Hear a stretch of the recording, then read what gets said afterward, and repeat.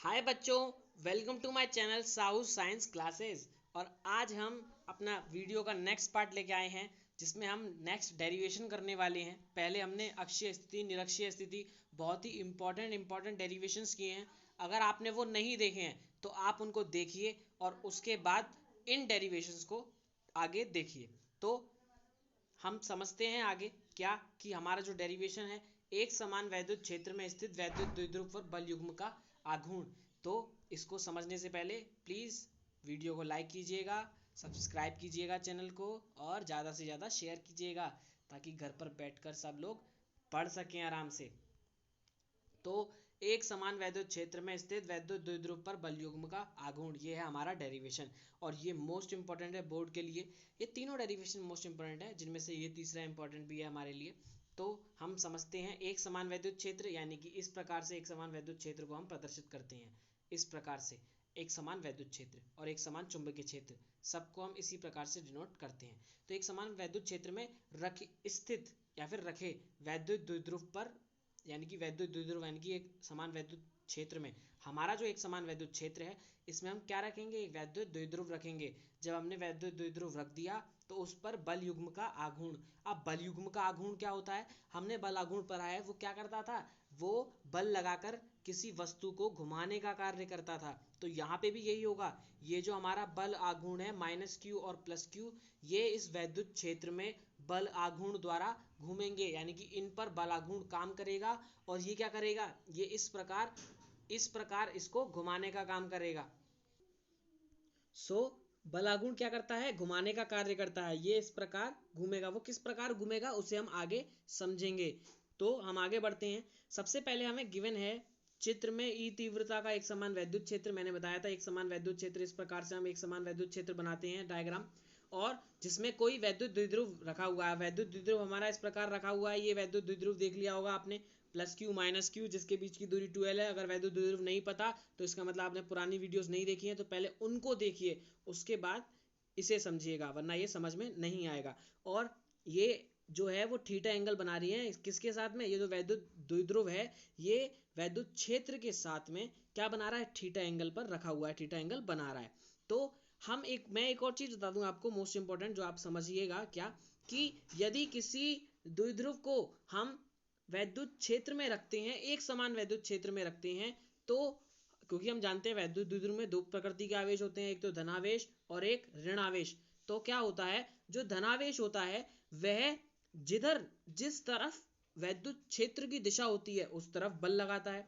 यानी कि ये जो प्लस क्यू आवेश है, ये किधर बल लगाएगा? इसके आगे की तरफ, इसकी तरफ, इस प्रकार आगे की तरफ वैद्युत क्षेत्र की तरफ बल लगाएगा। और बिल्कुल इसके अपोजिट, बिल्कुल इसके विपरीत जो माइनस क्यू होता है, वो बिल्कुल विपरीत दिशा में बल लगाता है, यानी कि वो इस प्रकार बल लगाता है।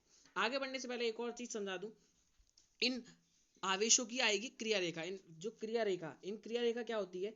ये जो आवेश रखा हुआ है, इन आवेश पर ये क्रिया रेखा मैं समझाता हूं। देखो, ये जिस रेखा पर ये क्रिया कर रहे हैं, जिस रेखा पर, इस रेखा पर ये रखे हुए हैं, इस रेखा पर क्रिया कर रहे हैं, तो ये इनकी क्या हो जाती है? क्रिया रेखा। और ये माइनस क्यू, यानी कि ये इस प्रकार से इस रेखा पर रखा हुआ है, तो ये क्या कहलाती है? इनकी क्रिया रेखाएं कहलाती हैं। और इन दोनों की क्रिया रेखाएं दोनों की अलग अलग है। प्लस क्यू की और माइनस क्यू की जो क्रिया रेखाएं वो दोनों अलग अलग हैं। आगे बढ़ते हैं। क्या हुआ? प्लस क्यू आवेश पर वैद्युत क्षेत्र अपनी दिशा में बल लगाता है, यानी कि ये जो इस प्रकार जिस तरफ वैद्युत क्षेत्र है उसी दिशा में बल लगा रहा है प्लस क्यू आवेश। तो हम कह सकते हैं F प्लस क्यू बराबर क्यू इंटू ई। क्योंकि हम ये फॉर्मूला कहाँ से आया? हम पढ़ के आ चुके हैं प्रीवियस, क्या कि E is equals to F upon Q होता है। E इज इक्वल्स टू क्या होता है? एफ अपॉन क्यू होता है। तो इसी प्रकार से E इज इक्वल्स टू जब एफ अपॉन क्यू होता है तो हम क्या कर सकते हैं? एफ की वैल्यू निकाल सकते हैं क्यू इंटू ई। तो एफ प्लस क्यू बराबर क्यू इंटू, यहाँ पे प्लस माइनस की कोई जरूरत नहीं है, हमें परिणाम चाहिए होता है बस। ओके। इसी प्रकार वैद्युत द्विध्रुव के माइनस क्यू आवेश पर वैद्युत क्षेत्र अपने से विपरीत दिशा में बल लगाता है। मैंने क्या बताया था? माइनस क्यू क्या कर रहा है? विपरीत दिशा में बल लगा रहा है। तो जब विपरीत दिशा में बल लगा रहा है तो एफ माइनस क्यू बराबर क्यू इंटू ई हो जाएगा। एफ माइनस क्यू बराबर क्या हो जाएगा? क्यू इंटू ई हो जाएगा। परिमाण वही रहेगा, क्यू इंटू ई रहेगा। यह बल चित्रानुसार लगते हैं, चित्र आपने देख चुके हैं। अब आता है, चूंकि दोनों बल विपरीत दिशा में है, क्योंकि देखो प्लस क्यू इधर लग रहा था, माइनस क्यू इधर लग रहा था, क्यों ये बल विपरीत दिशा में है, अर्थात एक दूसरे के विपरीत है, ये दोनों एक दूसरे के विपरीत हैं। दोनों बलों की क्रिया रेखा भिन्न भिन्न है, क्रिया रेखा मैं आपको समझा चुका हूँ ऊपर, क्रिया रेखा दोनों बलों की क्या है, भिन्न भिन्न है, अतः ये बल मिलकर बलागुण बनाते हैं। अब बलागुण कैसे बनाएंगे देखिए, समझिएगा।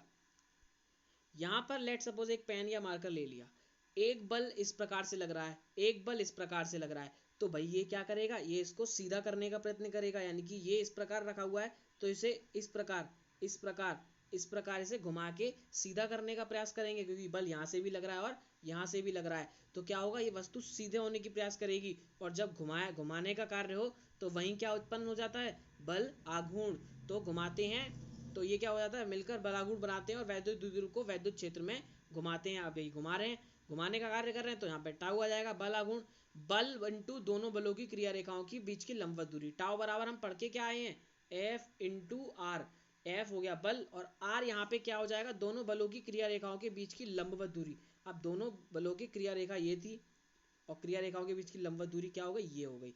तो हम देख रहे हैं यहाँ पे हमारा एक ट्रायंगल बन चुका है, क्या, ए बी और सी, ये हमारा ट्रायंगल बन चुका है, ये रहा 90 डिग्री का, ठीक है।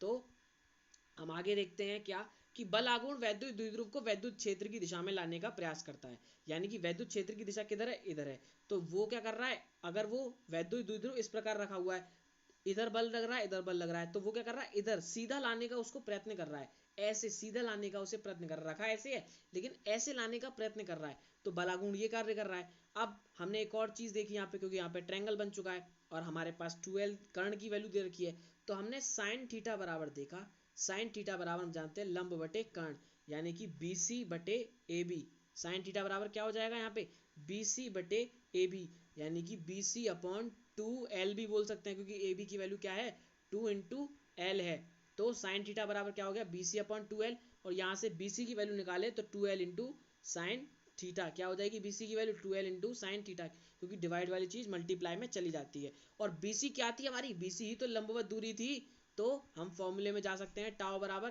F यानी कि बल इंटू लंबवत दूरी 2L इंटू साइन थीटा, और हम ऊपर देख के आए हैं क्या, कि F बराबर क्या होता है, Q इंटू ई, हमने F की जगह पे क्या रख दिया, Q इंटू ई रख दिया।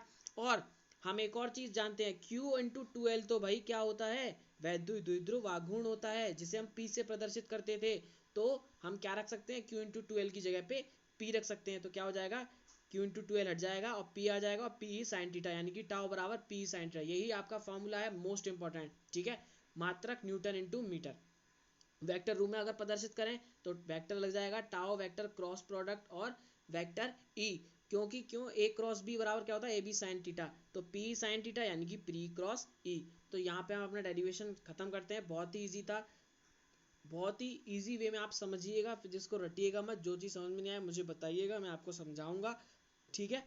और इस वीडियो को यहीं पे ख़त्म करते हैं, आज के लिए बस इतना ही।